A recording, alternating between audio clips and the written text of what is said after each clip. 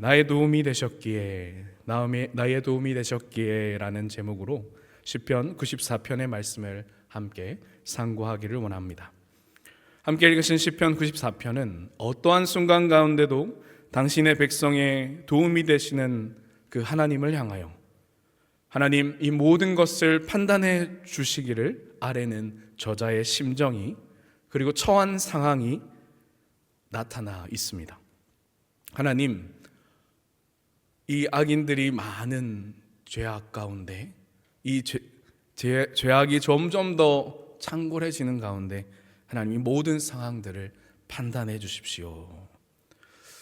나의 도움이 되셨다는 말은 다르게 표현한다면 나를 지키셨다라는 표현이 될 수도 있습니다. 또한 나를 악의 구렁텅이에서 구원하셨다, 어떤 어려움에서 구원하셨다, 건져주셨다라고 표현할 수 있을 것입니다. 또한 더 나아가 나의 죄를 온전히 용서해 주셨다라고도 바꾸어 쓸 수 있습니다. 성경의 많은 인물과 사건을 통해서 그 사건에 도움이 되신 하나님, 또한 나를 건지시는 하나님, 나를 지키셨던 하나님, 또한 나를 구원하신 하나님, 나의 죄를 용서하신 하나님, 너무나 많은 그 수식어가 도움이라는 표현으로 바꾸어질 수 있다는 것이죠. 이 사건들을 통해서 하나님께서 위대한 그 일들을 나에게 행하셨음을 이 시편의 저자는 표현하고 있는 것입니다. 다윗을 한번 예로 들어보기를 원합니다. 사울의 핍박 가운데도 끊임없는 전쟁 가운데 승리하였던 다윗, 여호와의 신이 그를 지키시고 친히 동행하셨던 다윗이었습니다. 그의 순간순간 이 사건들 가운데 이 도움이 되셨기를 다른 표현들로 표현할 수 있을 것 같습니다. 주님께서 나를 사울의 손에서 도우시지 않으셨다면, 골리앗과의 전투에서 나에게 승리를 주시지 아니하셨다면, 밧세바의 강간 사건으로 나단 선지자를 다윗에게 보내지 아니하셨더라면, 아마도 이 다윗을 빼고 우리의 인생을 넣는다 할지라도 우리 주님이 이곳까지 나를 인도하시지 않으셨더라면 이라는 수식어로 우리의 인생을 또 한 번 이 시편 94편과 같이 쓸 수 있지 않을까 생각해 보게 됩니다.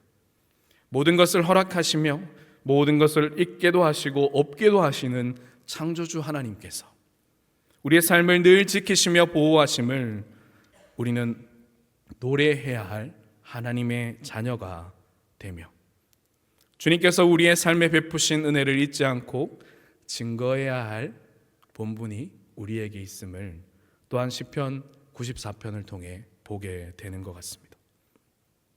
또한 본 시편에서 저자와 같이 이것을 항상 잊지 말아야 하는 것이 하나님 백성으로 우리를 부르신 우리의 부르심일 것입니다. 또한 그것을 증거해야 되겠죠. 하나님이 어디 계시냐라는 이 세상 앞에 우리가 나의 인생에 살아계신 하나님을 전해야만 하나님의 진짜의 복음을, 살아계신 하나님을 증거할 수 있는 믿음으로 우뚝 설 수 있을 것입니다. 그렇다면 우리의 삶에 참으로 도움이 되신 하나님, 우리는 어떻게 기억하며 노래할 수 있을까요? 본문을 중심으로 여러분과 함께 세 가지로 살피며 우리의 삶에 적용해 보기를 원합니다. 우리의 삶에 도움이 되신 하나님, 구원의 하나님을 찬양하기 위해서는 가장 첫 번째로 우리를 돌아보게 하신 은혜를, 하나님의 은혜를 기억해야 하는 것이 필요합니다. 읽으신 시편 94편의 4절을 한번 보실까요? 제가 읽어드리겠습니다. 4절입니다. 94편 4절입니다. 그들이 마구 쥐거리며 오만하게 떠들며 죄악을 행하는 자들이 다 자만하나이다. 아멘. 하나님, 원수들이, 우리를 흔들게 하는 자들이 끊임없이 우리를 조롱하며 야유를 끊임없이 보냅니다. 그리고 악을 일삼나이다. 또한 거기에서 그치는 것이 아니라 그들의 진짜 목적인 하나님의 자녀된 우리를 괴롭게 합니다. 하나님, 그들을 벌해 주십시오. 이 괴로움에서 우리를 건져 주십시오라고 시인은 간구하고 있습니다. 어쩌면 그리스도인으로서 이 땅을 살아가는 주의 백성들의 마음에서 이 하나님께 올려드리는 기도의 대부분이 이러한 기도의 내용일지 모르겠습니다. 가장 가까운 우리의 일상에서 어디를 가든 어떠한 공동체와 모임이든 이러한 자들이 있기 때문이죠. 우리를 시험 들게 하고 우리를 낭망하게 하고 우리를 또한 좌절케 하는 자들이 있기 때문입니다. 하지만 이러한 상황 속에서 하나님의 자녀된 우리는 어떻게 그것을 바라보며 행동해야 하는가? 우리 또한 사람이기에 계속되는 인격의 공격, 야유에 여러 가지 반응을 할 수 있을 것입니다. 때로는 더 큰 화를 상대방에게 돌려줄 수도 있겠죠. 그럼에도 불구하고 하나님의 자녀가 취할 수 있는 가장 현명한 방법이 있다면 그 모든 문제를 하나님께 맡기며, 아이고 목사님, 그 맡기는 거 못합니까? 그러나 그럼에도 불구하고 맡기며 나아가는 것이 우리의 본분일 것입니다. 충분히 그 사람의 잘못을 따지고 꾸짖고 그 이상의 신변의 해를 가할 수 있는 능력이 내게 있다 할지라도 우리는 그 모든 판단을 하나님께 맡기며 나아가는 하나님 자녀로서의 삶을 살아가는 것이 우리에게 필요한 것입니다. 그 삶이 바로 우리를 이끄시는, 우리의 삶을 이끄시며 우리의 삶을 통해 하나님을 증거하고자 하시는 하나님의 진정한 마음일 것입니다. 그리고 하나님의 자녀의 마땅한 반응이며 우리를 구원하신 하나님 아버지를 의지하는 삶이 될 것입니다. 로마서 12장 19절은 이렇게 기록합니다. 한번 함께 읽어보실까요? 시작. 내 사랑하는 자들아, 너희가 친히 원수를 갚지 말고 하나님의 진노하심에 맡기라. 기록되었으되 원수 갚는 것이 내게 있으니 내가 갚으리라. 주께서 말씀하시니라. 아멘. 로마서 12장 19절에서 바울은 그의 모든 인생의 경험을 삼아 그가 로마 교회를 향하여 편지하고 있는 내용의 일부분을 우리가 함께 읽었습니다. 아마도 이러한 경험들이 있으실 것입니다. 내가 어찌하려고 했을 때에 내 방법으로 그들에게 혹은 친구들에게 그 상함을 돌려주려고 했을 때 어쩌면 통쾌할 수 있는 무언가가 나에게 느껴질 수 있으나 그 행동을 함과 동시에 나 또한 그들과 같아지는 사람이 되어버리고 마는 것입니다. 우리는 이러한 실수를 반복하면서 우리를 돌아보게 되는 것이죠. 끊임없는 야유, 우리가 원하진 않지만 계속해서 우리를 옥죄어오는 그 상황들 속에서 나 자신은 그들과 정말 다른 사람인가 하는 것이죠. 우리의 신분은 하나님의 자녀로서 다르다고 말할 수 있으나 정작 똑같은 행동과 기준을 가지고 이 세상을 향해 나아가고 있지 않는가? 우리는 이 말씀의 구절과 이 강구 앞에서 하나님, 저 악인들을 벌해 주십시오 라고 하지만 정작 우리는 그들과 닮아 있지 않은가를 질문해 보아야 한다는 것이죠. 또한 우리가 그들과 다른 것이 있다면 나의 아버지 되신 하나님 아버지를 의지하여 그분께 모든 것을 맡겨드릴 수 있는 힘이 우리에게, 우리의 신분에 있음을 우리는 확인해야 할 것인데, 하나님을 알기 전, 하나님을 인격적으로 만나기 전 우리 또한 그들과 동일한 죄인이었기에 이 사이를 계속해서 왔다 갔다 한다는 것입니다. 그러나 하나님의 인자하신 은혜로 말미암아 우리가 이제는 이 세상 앞에 예수 그리스도를 증거하는 자로, 예수님의 증인으로, 그분의 사랑을 입은 자로 서야 할 명분이 우리에게 있음을 우리는 분명히 이 죄악된 세상 앞에서 우리를 바라보아야 할 것입니다. 우리를 세상 앞에 세우신 예수 그리스도로 말미암아 세상이 말하는 승리의 방식, 이기는 방식이 아니라 주님의 사랑으로 이기는 방법으로, 용납의 방법으로 세상 앞에 준비되며 구비되어야 할 자세가 필요하다는 것입니다. 과학의 기술과 발전으로 점점 더 우리는 편리한 또한 윤택한 삶을 살아갑니다. 이미 그러한 세상이 왔습니다. 인공지능이 끊임없이 발전하고 있고 가상의 세계가 현실의 세계와 구분되지 않을 만큼 비슷한 세상을 만들어 놓았습니다. 그럼에도 불구하고 그 모든 것들이 가능할 것이라 생각했고 모든 것이 실현될 것이라 생각했던, 행복해질 것이라 생각했던 그 모든 상상들은 어디로 갔는지 없어진 채 점점 더 인간의 죄악된 본성은 그 잔혹함을 더 드러내고 있는 것을 우리는 보게 됩니다. 그 가운데 우리는 과연 이 하나님의 자녀로 이 세상 앞에 어떻게 서 있는지를 질문해 보아야 할 것입니다. 사랑하는 여러분, 이 시대 앞에 진정한 대안은 하나님의 사랑, 예수 그리스도의 인자하심의 사랑인 것입니다. 그 사랑 안에 세워진 예수의 사람들 밖에는 이 세상 앞에 내놓을 대안이 없음을 우리는 잊지 않으며 우리에게 다가오는 이 모든 죄악의 고통과 아픔 가운데서도 그것을 충만히 받을 만한 예수 그리스도의 사랑으로 가득하시기를 간절히 소망합니다.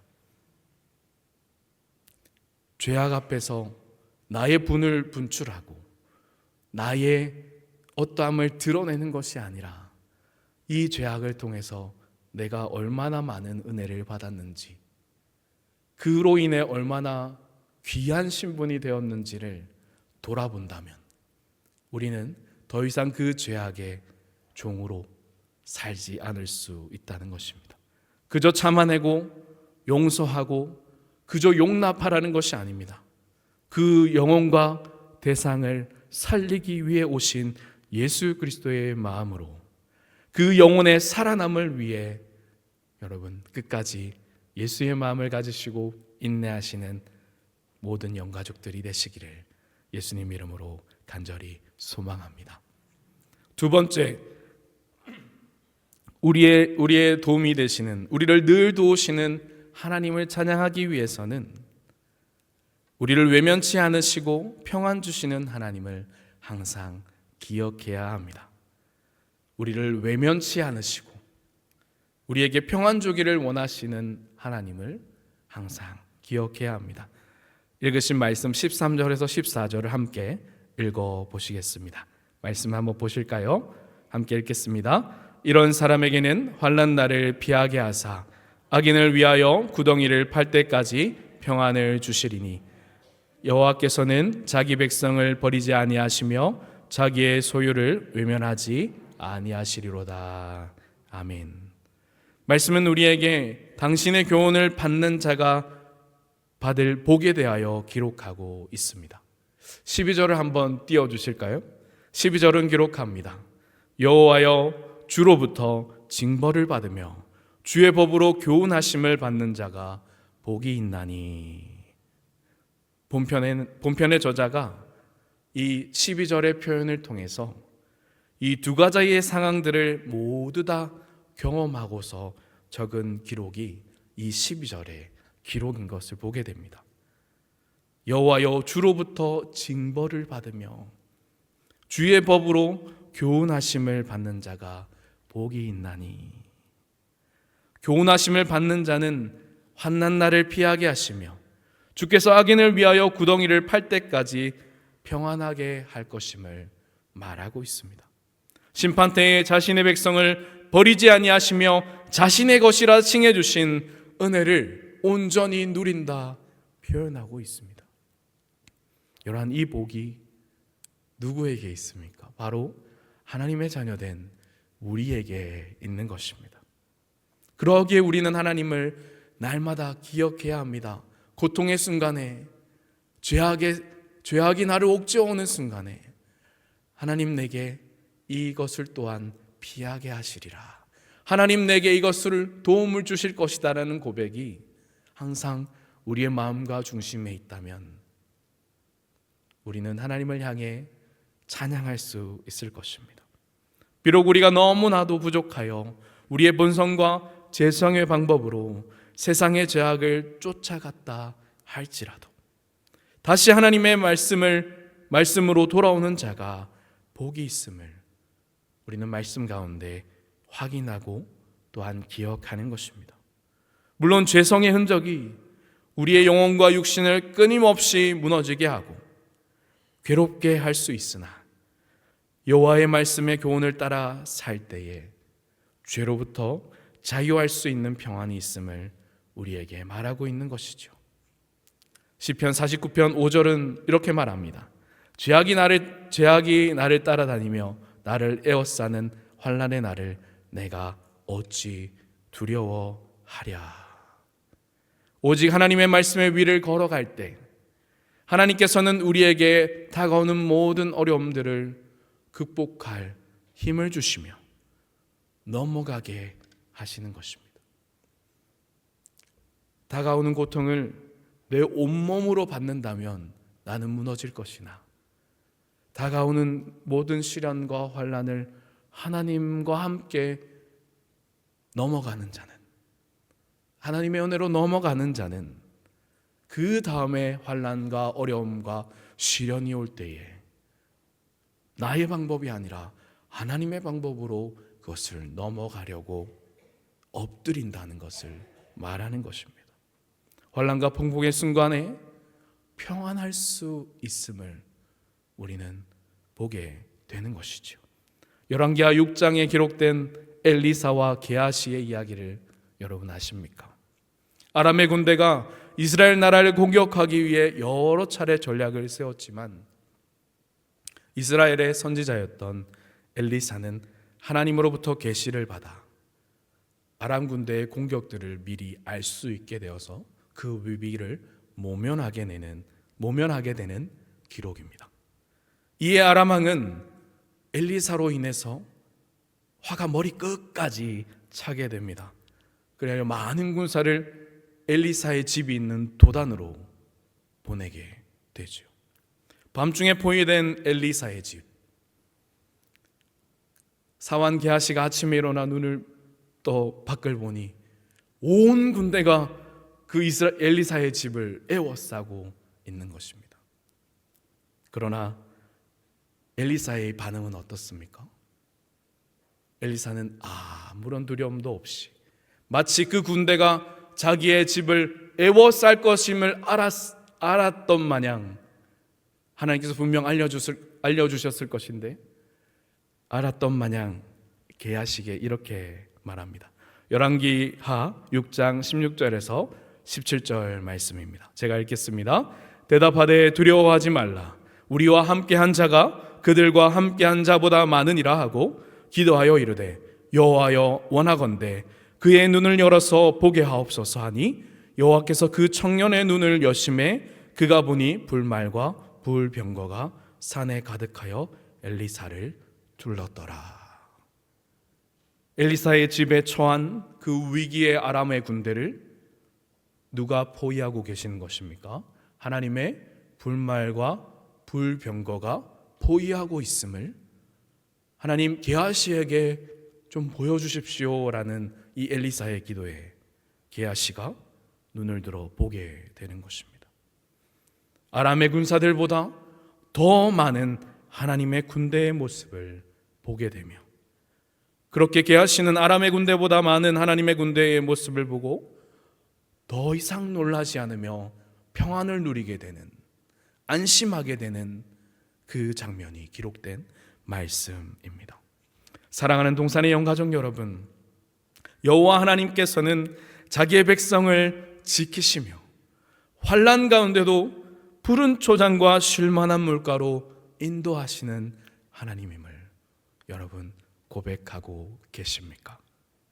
자기 백성뿐 아니라 원수에게도, 원수의 목전에서도 당신의 백성에게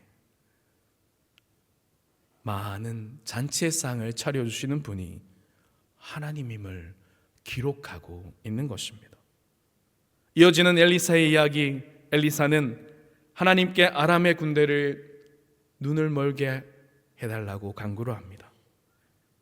하나님께서 엘리사의 기도에 응답하시어 그 자리에 있었던 아람의 군대는 눈이 멀게 되며 어디로 행할지 몰라 헤매이던 그 아람의 군대가 엘리사의 말을 따라 북이스라엘의 수도였던 사마리아의 중심지로 들어가 다시금 포위하게 되는 장면이 그 다음 장면에 이어지게 됩니다. 엘리사를 잡으려고 왔던 아람의 군대는 북이스라엘 군의 포위를 당하게 되었고, 엘리사는 그들을 도모하려 했던 이스라엘 왕의 요청에 그들을 죽이지 않고 오히려 위로를 하며 그들을 살려 보내주게 됩니다. 떡과 물을 주며 위로하게 만들지요. 그리고 아람의 군대가 다시 돌아가 이스라엘 땅으로 돌아오지 않았다는 기록이 열왕기하 6장 23절에 기록되어져 있습니다. 여러분, 이것이 무엇입니까? 바로 죄악을 가지고 자신을 죽이려고 엘리사에게 나아왔으나 하나님의 사람 엘리사는 오히려 하나님의 능력으로 그들보다 더 크신 하나님으로 인해 평안함을 누렸으며 그들을 충분히 죽일 수 있는 모든 명분과 모든 근거가 있었음에도 불구하고 그들에게 더 큰 하나님의 위로와 사랑을 전하고자 그들을 살려보내어 주었던, 그들이 엘리사로 말미암아 하나님의 크고 위대하심을 경험했기에 다시는 이스라엘을 침략하지 않았던 기록이 성경에 나와 있는 하나님의 자녀이자 하나님의 사람의 바로된 모습임을 우리에게 말해주고 있는 것입니다. 사랑하는 여러분, 이 말씀의 기록이 무엇입니까? 여호와 하나님께서는 당신의 말씀을 교훈으로 삼는 모든 이들에게 이렇게 하실 것이며 원수의 목전에서 내게 상을 베풀어 주실 것임을 약속하고 계시는 것입니다. 이러한 증거가 하나님의 말씀을 붙잡는 자들에게 당장 나타나지는 않을 수도 있습니다. 하지만 인내하며 우리의 중심을 이 세상과 나에게 두는 것이 아니라 주님께 두며 나아갈 때에 두려움이 사라지며 도움의 손길이 생기며 내가 감당치 못할 일들을 감당해내며 사랑치 못했던 자들을 품어내며 그들을 위하여 눈물을 흘리는 그리스도의 사랑이 내게 충만하게 되는 것을 우리 자신이 경험하게 되는 것입니다. 여러분, 한평생 많은 어떤 고통과 고난 가운데 걸어오신 인생길 한번 뒤돌아보시기를 바랍니다. 그 뒤돌아보았을 때에 우리는 고백할 수 있을 것입니다. 이미 그 순간에 고백하셨을 수도 있습니다. 그러나 이러한 고백이 아마 있으셨으리라 생각이 됩니다. 주님께서 이것을 넘어가게 하셨구나. 아버지께서 나의 길을 열어주셨구나. 하나님께서 이 사건들을 내게 있게 하셔서 내게 피할 길들을 내셨구나. 적절한 표현일지 모르겠지만 아마도 여러분의 인생 가운데 이러한 하나님의 도움이 계셨으리라 확신합니다. 감사하며 찬양하며 이미 받은 것이라고 기도할 때에 경험케 하셨고 또한 경험하실 것을 약속하셨으며 또한 장래에 우리가 그것을 경험하게 하실 것임을 여호와 하나님께서는 말씀하고 계시는 것입니다. 주의 말씀은 과거에나 현재에나 장래에나 언제나 동일하시며 변함이 없으신 진리이기 때문인 것이죠. 야고보서 1장 17절은 기록합니다. 온갖 좋은 은사와 온전한 선물이 다 위로부터 빛들의 아버지께로부터 내려오나니 그는 변함도 없으시고 회전하는 그림자도 없으시니라. 아멘. 사랑하는 동산의 영가족 여러분, 주의 말씀을 온전히 붙드심으로 말미암아 아버지의 보호하심과 온갖 은사와 선물을 모두 다 누리시며 하나님의 자녀로서 어떠한 요동치는 폭풍 가운데서도 태풍이 온다 할지라도 평안을 누리시기를 예수님 이름으로 간절히 소망합니다. 마지막 우리와 동행하시는 하나님을 찬양하기 위하여 우리에게 필요한 것은 악인의 심판이 마지막에 있음을 기억하는 것입니다. 마침내 하나님께서 악인을 심판하실 것을 우리가 기억하는 것이 우리의 찬양의 제목인 것이죠. 또한 인내의 이유가 된 것입니다. 94편 23절은 기록합니다. 그들의 죄악을 그들에게로 되돌리시며 그들의 악으로 말미암아 그들을 끊으시리니 여호와 우리 하나님이 그들을 끊으시리로다. 아멘. 하나님께서 이 세상의 악이 창궐함과 득세함을 마침내 심판할 것임을 말씀은 우리에게 기록하고 있습니다. 이것은 하나님의 말씀을 가지고 살아가는 자에게 주시는 위로요, 용기요, 끝이 있음을 말하여 주시는 하나님의 격려의 메시지인 것이죠. 저자는 본문의 초반부부터 복수라는 단어를 써서 자신의 억울함을 하나님께 호소하고 있습니다. 저자는 3절에서 악인이 개가를 부른다고 표현하고 있습니다. 스스로 승리하였다고 기뻐하며 노래를 부르고 있는 모습이 여러분 누구와 닮아 있지 않습니까? 바로 우리의 원수 마귀 사단과 닮아 있는 것입니다. 오늘도 내가 이 넘어뜨림으로, 이 상하게 함으로, 이 작은 시험으로 하나님의 백성을 넘어뜨렸구나 하는 그 기쁨의 보고가 이 표현과 같다는 것이죠. 그러나 생명을 가벼이 여기며 하나님을 향해 모욕을 쏟아내는 모습들이 이 마지막 날 하나님의 심판대 앞에서 모두 다 심판받을 것이며 하나님의 자녀로서의 살아온 그 인내의 삶이 참으로 내가 나의 성도로서 나의 자녀로서 이 세상을 살아갈 동안 인내하였구나 하시는 하나님의 위로가 그 심판날에 우리의 모든 눈물과 아픔을 씻어주시고 신원해 주시는 날이 올 것임을 우리에게 약속하고 있는 것입니다. 그들이 어떠한 마지막을 맞이할지도 상상도 하지 못한 채 거짓의 승리에 도취되어 있는 그 악인들을 향하여 여러분 하나님의 긍휼하심의 눈을 주시기를 간구하시기를 소망합니다. 악은 어떠한 형태로든 하나님의 심판과 그 추악함을 드러내고 말 것입니다. 왜 그럴까요?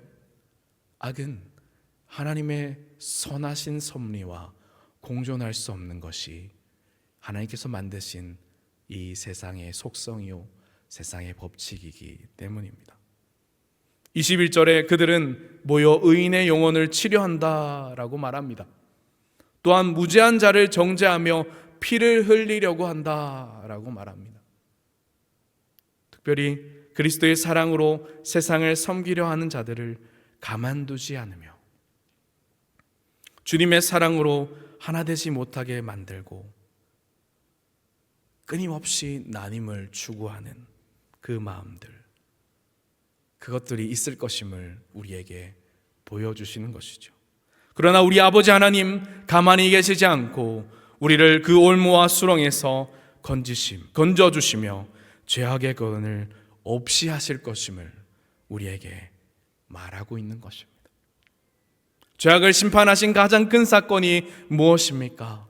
바로 예수 그리스도의 십자가의 죽으심으로 말미암아 죄로 죽을 수밖에 없는 이 세상의 모든 자들을 구원하시고 사망 권세를 끊으시기 위해 이 땅에 종의 모습으로 오신 하나님의 아들 예수 그리스도, 그를 믿는 모든 자들에게 영생을 얻게 하려 하신다는 하나님의 놀라우신 사랑의 이야기요, 원수 사단에게는 심판의 이야기가 이 말씀에 쓰여져 끊임없이 사람을 통해 흘러 종이도 없었던 그 시절에 구전으로 흘러 우리가 보고 있는 이 성경의 말씀의 66권으로 기록되기까지 끊임없이 하나님의 사랑이 선포되고 있음을 우리는 이 죄악의 세상 가운데 보아야 할 것입니다. 우리가 현재 지나고 있는 2025년도를 지나 주님이 오실 때까지 그 섭리하심과 사랑의 은혜는 계속됨을 우리에게 말하고 있는 것이죠. 그리하여 하나님의 자녀로서 연약한 주님의 자녀들과 이 세상의 죄 가운데 낙막하고 자전한 자들을 부르시기 위하여, 또한 당신의 제자들로 세우시기 위하여, 예비된 저 천국에 모두 부르시기 위하여 오늘도 우리의 도움이 되어주시는 하나님의 사랑을 입은 자로 온전히 서기를 우리에게 부탁하고 계시는 것입니다. 사랑하는 동산의 영가족 여러분, 지금 시간도 우리의 모든 환난을 친히 인도하시며 또한 그것을 넘어가게 하시고 넘어가게 하실 하나님을 함께 찬양하시는 저와 여러분이 되시기를 소망합니다. 그 찬양의 기도 제목이 되신 하나님, 그 은혜를 경험하게 하신 구원의 하나님, 하나님의 그 영원하신 인자하심을 우리가 함께 노래하며 또한 나아가기를 소망합니다. 말씀을 마무리하고자 합니다. 시편 94편은 우리의 도움이 되신 하나님을 노래하는 이 시인의 강구를 함께 보았습니다. 사랑하는 여러분, 나의 호소와 찬양은 어떠한 모습으로 하나님께 올려드려지고 계십니까? 여전히 죄 가운데 괴로워 눈물을 흘리고 계십니까? 고군분투하여 죄와 싸우는 삶을 살아가고 계십니까? 그렇지 않다면 말씀과 동행하여서 하나님의 위로를 지금도 온전히 받고 계십니까?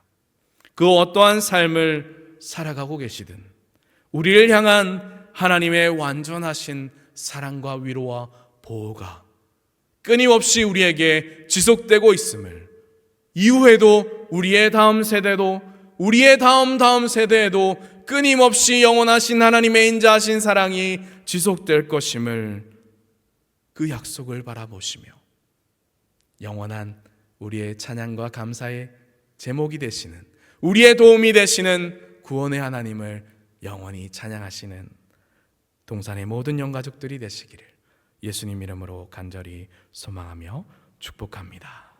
이 시간 말씀을 기억하며 함께 기도로 나아가도록 하겠습니다.